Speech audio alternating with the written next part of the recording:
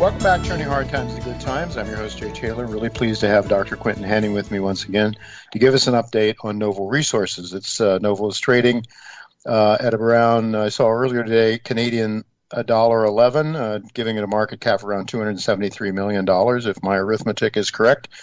NVO is the symbol, and SRPF. I suppose most of you who have been following this company don't need to know that. You know that already. And you've also been very familiar with Dr. Quinton Hennigh's views on Novo for the last number of years. So it's really good to have him with us again. He is the co-chair, the non-executive co-chairman of the company, so he does keep track of what's going on and no doubt provides his advice on exploration matters for sure, and probably a lot of other things. He is also a member of the board. Thanks for joining me, Quinton. It's a pleasure, Jay. Pleasure to be here. It's a pleasure, I know, but I know you hardly have time these days to take your breath, so I'm glad you did take a breath and come on with us.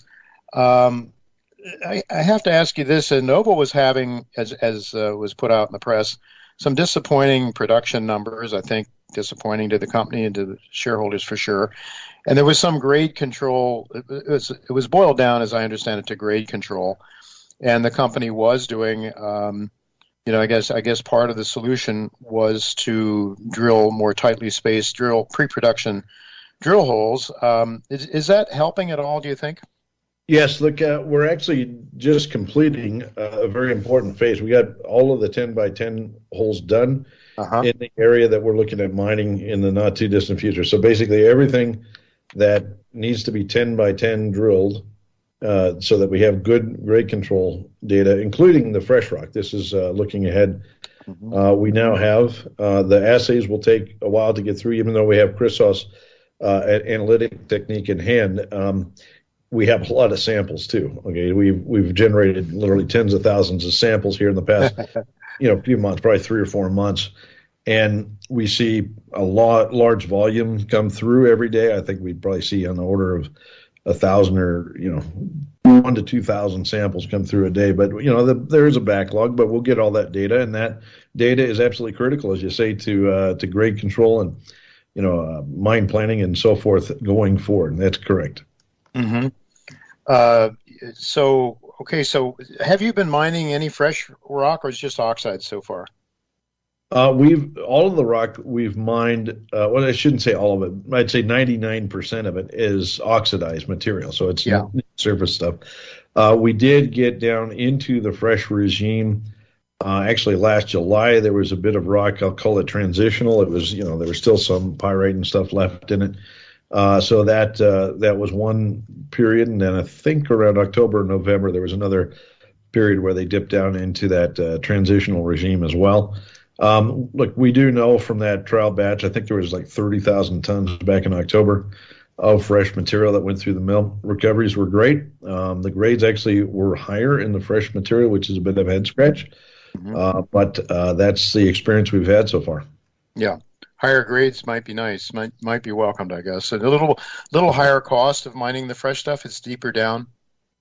Well, it's about stripping at that point, but you got to remember we're kind of progressively stripping anyway, so we've got a lot of that stripping done. Now, when we do get our fresh permit and so forth, we'll have to start laying back in that area, which mean a few months of stripping, but it's all expected. It's all part of the mine plan. So you've talked a lot about, the company's talked a lot about a very aggressive exploration program. Was that something that sort of cropped up because of lower than expected production coming from initial production, or would have that happened anyway on the same schedule? We've been kind of chomping at the bit to explore for quite some time. I mean, that's just, to actually put together this entire mining district and now have both the Beatons Creek area, but also all of this ground out in the what's called Mosquito Creek Basin to the east, all part of one operation is delightful. We do have members of our exploration team who were part of the Millennium Story back in the day. So they already have kind of a working knowledge of a lot of that terrain. And we've been able to quickly identify a large number of targets. We've announced news over the past, say, 3 or 4 months now about the work we're doing out in these areas. Drilling at Parnell, for example, drilling at this area that we call Genie, which is somewhat north, about 2 kilometers north of the mill complex. But we have a whole laundry list of targets, and we're drilling them one by one. We've announced very good results so far, both from Genie and Parnell. I think these could be large discoveries that basically help us build a further mine plan, add further years to production. They can also be brought in, so there's a little less pressure on Beaton's Creek. It would be nice to reduce somewhat the tonnage that we have to pull out of Beaton's Creek to keep the mill full by bringing in some other tons. And if we do that, like let's say Parnell, we're able to prove up a decent resource there, we can look to try to get that into production by, say, year end, maybe early 2023. That would help tremendously. It's all part of the bigger picture here. But ultimately, it means more gold and more mine life and more ounces. Did I hear you say by the end of 2023 it would be a sort of a hopeful target date for production from there? If all the stars align, we got to get the thing drilled out, and we are drilling aggressively.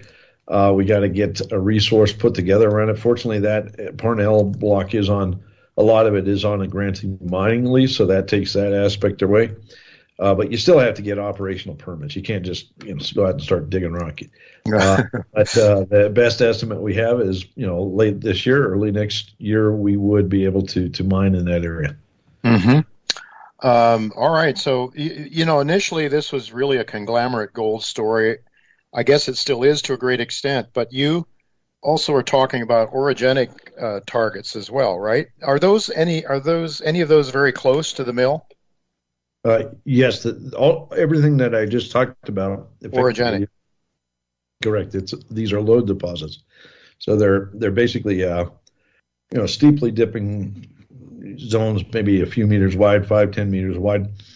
They can be bulk mined in an open pit. Correct.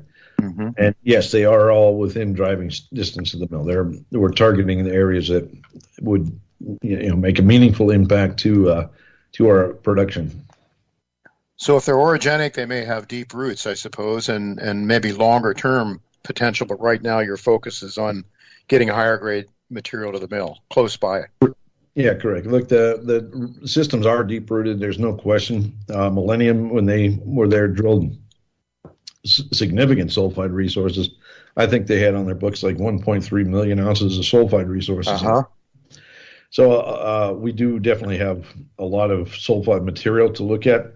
That'll probably be down the road. I think Kaz and team are working on a sulfide study right now in the background to look at that longer term plan of what potential is there to develop this sulfide. Mm-hmm. Well, getting back to the conglomerates, then you have this issue that's always been a challenge, and that is the nuggety characteristics of the gold bearing material. And part of the solution to that supposedly will be your mechanical sorting, and I know you're testing that right now. How's that going? It's going very well. We've got an anticipated completion date for the test work in mid to late March. So they're testing different size fractions from different samples from many different properties. We got material from Karratha, of course. We got quite a few samples from there. Samples from Egina, Talga, even I think some from Beaton and so forth. So they're going through all of these samples, crushing, screening, and then sorting the material so that they can put the material through in different size fractions, coarse, medium, fine size fractions. Mm-hmm. And then they have to get assays out of all the products that are generated and tailings as well to see how much gold is captured and how effective the sorter is. Right now, visually, just looking at the products that are generated, sounds like it's going very promisingly. Mm-hmm. It is. It's basically generating nice low mass concentrates, and presumably those concentrates will carry most of the gold that's coming out of these. In fact, the team seems confident now, confident enough to go ahead and decide to deploy the machine out to Karratha after we're done with the test program here at the milling operation. So we got the machine right there next to the mill right now, but soon we will move it out to Karratha to do field testing. Oh, that'll be exciting. When might we receive some report on the testing sometime soon? I think once they get all the tests complete in March, they'll give an update, and then it will take a little while to get the assays and so forth from all the fractions, but there'll be quantitative, we'll say, results available within a month or two after that. I think, though, the results from the update, just people will be able to see, these things appear to be working quite well. So, well, I think that should be a driver for the company, for the shares anyway. I just have to think that if these tests are anything like the earlier smaller scale tests, it will be just amazing. But how much larger are these sorting mechanisms compared to what were used earlier in the bench scale tests? The sorter that we purchased, the one that we own, is a bit bigger than the machine that we were using, say, last. It's kind of a time warp. What was it? It was actually a year and a half ago, I guess. Yeah. Mm-hmm. That machine was down there in a yard in Perth. It was a relatively small machine, but it could handle. I think the belt was like, I don't know, a meter and a half or so wide. Mm-hmm. This one can do probably on the order of 50 to 100 tons per hour, depending on the size fraction, the speed that you have to operate it. I think, it's very efficient. It can certainly handle the tonnages we need. And, as you know, with sorters, you can put sorters in series or parallel and increase your throughput. Mm-hmm.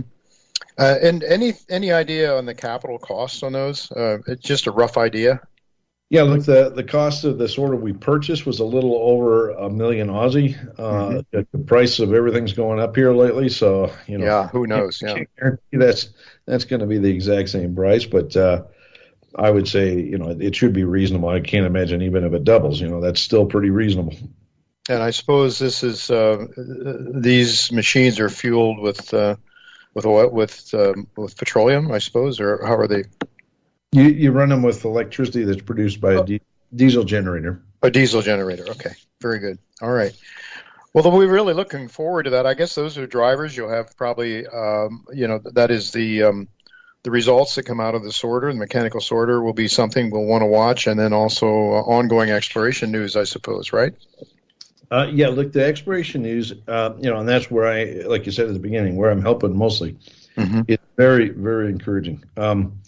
We've got some news coming out over the next few weeks, very encouraging news release about some gold discoveries. Also, this area that we're sandwiched between two companies, Azure and Artemis, in a new play that seems to be developing that's nickel, copper, and PG related. We've got the ground next to the Hemi discovery that we're going to drill. We're going to drill those silicotoids here in a few months. I think this year is going to be exceptional for our exploration productivity. We're drilling at Malmesbury right now. I think there's a lot of good news coming. And I guess we'll have to wait on the quarterly reports for the financials and find out how things are going in that regard. That's right. We'll provide an update of all the production stats in early April. After we've completed the March quarter. Correct. Excellent. All right, Quinton. Well, thank you so much for being with us and bringing us up to date on Novo Resources.